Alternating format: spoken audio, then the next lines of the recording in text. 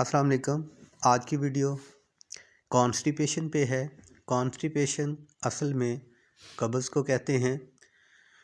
इस वीडियो में हम कॉन्स्टिपेशन की इटियोलॉजी के बारे में देखेंगे। सबसे पहले ये कि जो कॉन्स्टिपेशन है वो एक डिज़ीज़ बिल्कुल नहीं है, बल्कि हम इसको सिम्टम्स कहेंगे या हम इसको अलामत कहेंगे। उसके बाद इस वीडियो में हम देखेंगे कि जो कॉन्स्टिपेशन है उसकी वजूहात क्या होती हैं, क्यों जो है वो कब्ज़ काज होती है। इसके बाद हम होम्योपैथिक ट्रीटमेंट्स में जो रेमेडीज़ लैक्सेटिव और परगेटिव काम कर रही हैं कब्ज़ के लिए, उनका ज़िक्र करेंगे। कब्ज़ असल में जो हम खाते हैं, हमारी जो डाइट स्टमक के अंदर डाइजेस्ट होती है। डाइजेशन के बाद स्मॉल इंटेस्टाइन के अंदर अब्जॉर्प्शन का प्रोसेस स्टार्ट होता है। स्मॉल इंटेस्टाइन में अब्जॉर्प्शन होने के बाद जो बाउल कंटेंट्स हैं वो कॉलन के अंदर या लार्ज इंटेस्टाइन के अंदर पहुंचते हैं। लार्ज इंटेस्टाइन के अंदर बाउल कंटेंट्स, जितना भी पानी उस बाउल के अंदर प्रेजेंट है, वो लार्ज इंटेस्टाइन के ज़रिए अब्जॉर्प्शन उसकी हो जाती है। ये याद रखिएगा कि जो लार्ज इंटेस्टाइन है इसका काम है जितनी भी अनडाइजेस्टेड फूड है उसमें से जो पानी है उसको उसकी ऑब्जर्प्शन करना।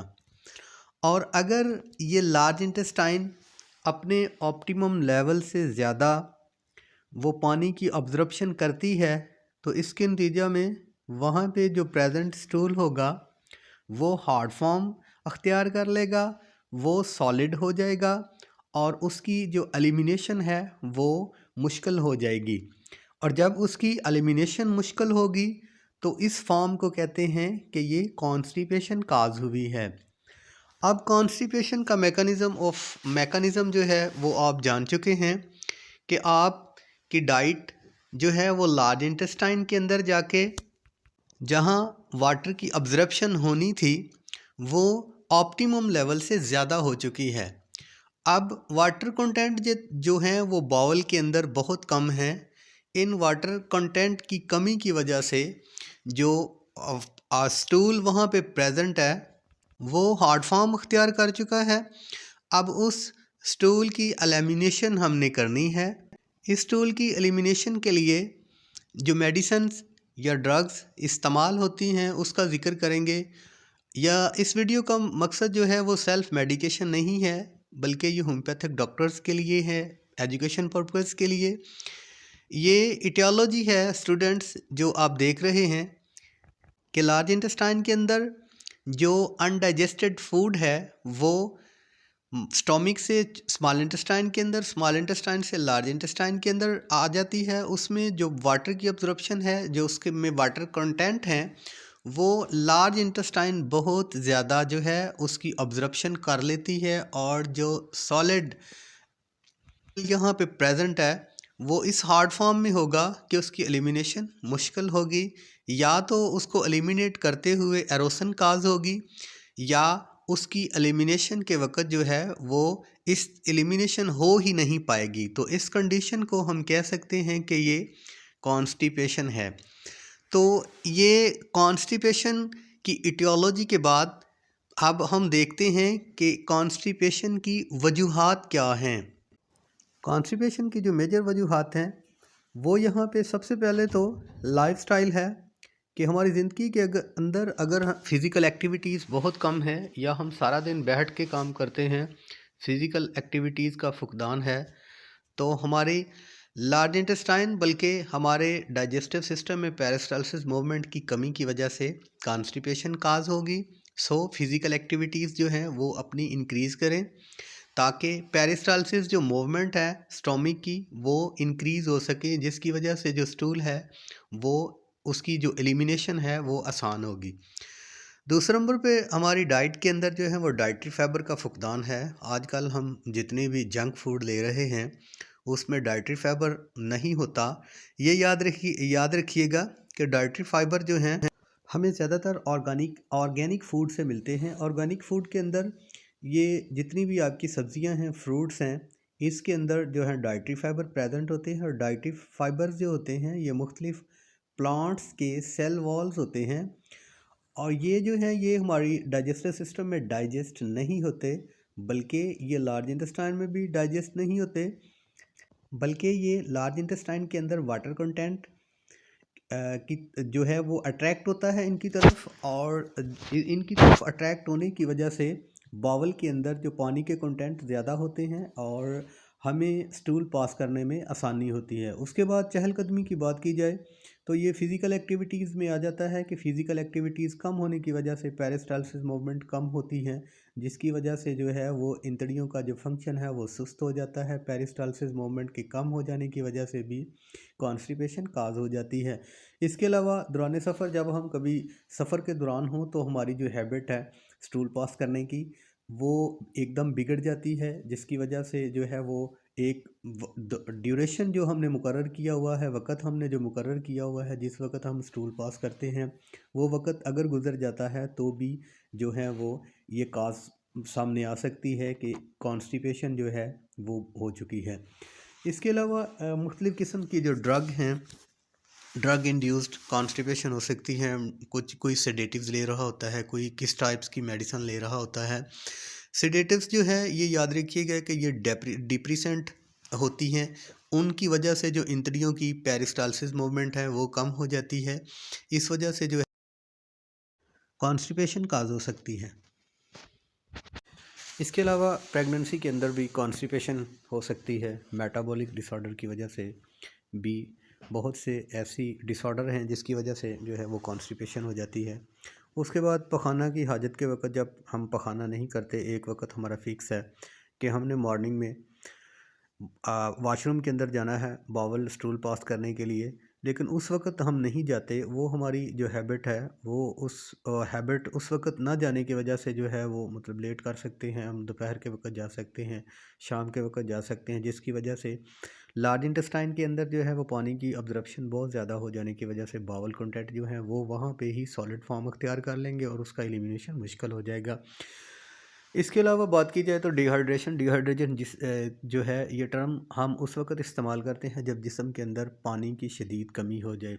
अगर बॉडी के अंदर पानी की शदीद कमी हो चुकी हो तो उस वक़्त जो हमारी लार्ज इंटेस्टाइन है वो पानी उसको बॉडी की रिक्वायरमेंट के मुताबिक जो है वो ऑप्टिमम लेवल से ज़्यादा ही अब्जॉर्प्शन स्टार्ट कर देगी और बावल कंटेंट से जो पानी है वो उसकी ऑब्जर्प्शन हो जाने की वजह से बावल जो है वो वहाँ पे जो प्रेजेंट होगा वो हार्ड फॉर्म अख्तियार कर लेगा और जो हार्ड फॉर्म है उसकी जो एलिमिनेशन है वो थारो रेक्टम जो है वो मुश्किल होगी, उसे हम कह सकते हैं कि ये कॉन्स्टिपेशन है।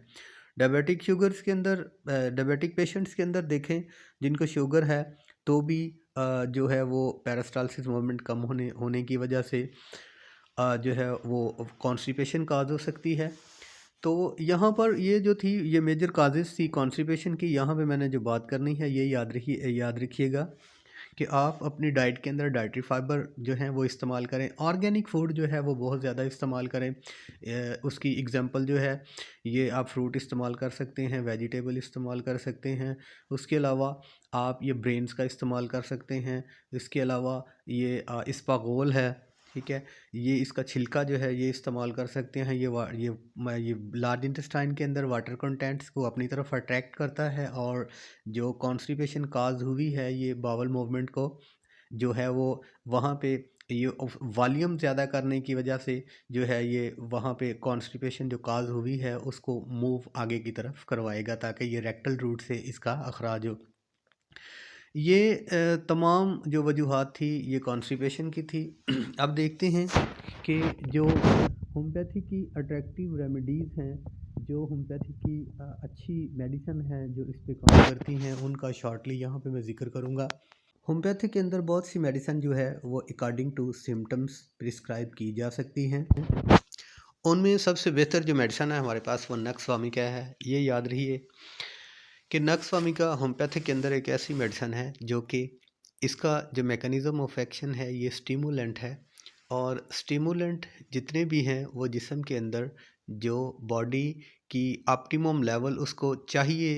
अगर डिप्रेसेंट में है तो उसको वो स्टिमुलेंट जो है वो इसको इंक्रीज़ करेगा। तो ये पेरिस्टालसिस मूवमेंट को इंक्रीज़ करती है, आपकी नक्स वामिका जो है ये पेरिस्टालसिस मूवमेंट को बढ़ा के और पूरी बॉडी में सीएनएस स्टिमुलेंट आप इसको कह सकते हैं। एक तो ये एपिटाइज़र है, इसका जो इस्तेमाल है ये अगर आप मुजर्रब के तौर पे इस्तेमाल कर सकते हैं। स्टोमिक के जितने भी ये डिसऑर्डर्स हैं, आप मतलब आपको भूख की कमी है, आप भूख लग नहीं रही है, इसके अलावा सीएनएस डिप्रेसेंट कंडीशन में है तो नक्स वामिका को याद रखिएगा। नक्स वामिका जो है ये एक अच्छा स्टिमुलेंट है और ये आपकी स्टूल जो है जो बावल कंटेंट है इसको मूव करेगा रेक्टल की तरफ। सो नक्स वामिका कॉन्स्टिपेशन के लिए एक अच्छी रेमेडी है। ब्रायोनिया जो है वो सिम्टम्स के अकॉर्डिंग आप इस्तेमाल कर सकते हैं। अगर एक एक गिलास पानी की प्यास लग रही है, मुंह खुशक है, कब्ज़ बहुत ज़्यादा है तो ब्रायोनिया को भी याद रखिएगा। इसके अलावा हर डॉक्टर्स जो है उसकी प्रैक्टिस के अंदर कुछ रेमेडीज़ जो हैं वो मुजर्रब के तौर पे इस्तेमाल कर रहे हैं। कलकेरिया कार्बोनेट और कार्बोनिका है, कलकेरिया कार्ब के नाम से आप इसे जानते हैं, इसे भी याद रखिएगा। अकॉर्डिंग टू सिम्टम्स कास्टिकम काम करती है, ग्रेफाइटस काम करती है, सल्फ़र कॉन्स्टिपेशन पे अच्छा काम करती है। इसके अलावा एल्यूमिना है आपकी मेडिसन, ये भी अच्छी लैक्सेटिव और परगेटिव प्रॉपर्टी रखती है। एलोज जो है लैक्सेटिव और परगेटिव प्रॉपर्टीज़ रखती है। ये रूहू बर्ब से तैयार होती है। रियूम मेडिसन जो है ये कॉन्स्टिपेशन पे इसका केमिकल कॉन्स्टिटेंट जो है वो काम करता है। सीना एक ऐसी ड्रग है जो कि एलोपैथिक के अंदर भी इसका केमिकल कॉन्स्टिटेंट जो है वो परगेटिव और लैक्सेटिव के तौर पे काम कर रहा है। सो सीना को याद रखिएगा, ये छोटी ताकत के अंदर लैक्सेटिव और परगेटिव प्रॉपर्टी की अहमियत रखती है। उसके अलावा लाइकोपोडियम जो है अकॉर्डिंग टू सिम्टम्स कॉन्स्टिपेशन पे काम करती है। लैक्डफ बच्चों की कब्ज़ के लिए है, कॉन्स्टिपेशन के लिए है। नेट्रोम्योरेटिकम जो है, नेट्रोम्योर है खुर्दनी नमक, ये भी कॉन्स्टिपेशन के पेशेंट में अच्छा काम करता है अकॉर्डिंग टू सिम्टम्स। सीपिया की अपनी सिम्टम्स हैं। ओपियम जो है इसकी भी अपनी सिम्टम्स है, जिस तरह वो मेंगने हैं पखाने की बहुत ज़्यादा हार्ड फॉर्म में है, ठीक है। इसमें जो है वो स्टूल की अर्ज ही नहीं है, ख्वाहिश ही नहीं है। ओपियम को याद रखिएगा। बाकी इस वीडियो का मकसद सेल्फ मेडिकेशन नहीं है, बल्कि ये उन यंग होम्योपैथिक डॉक्टर के लिए है जो कि हमेशा सिम्टम्स के अकॉर्डिंगली अपनी मेडिसिन सेलेक्ट करते हैं। और इस वीडियो का मकसद जो था वो आपको इसकी कॉन्स्टिपेशन की इटियोलॉजी के बारे में बताना था कि ये कैसे कॉज होती है। और ये याद रखिएगा कि कॉन्स्टिपेशन जो है ये आप इसको उम्मुल अमराज ना कहिएगा, बल्कि ये एक सिम्टम है, डिज़ीज़ नहीं है। बहुत शुक्रिया आपका। अस्सलाम वालेकुम।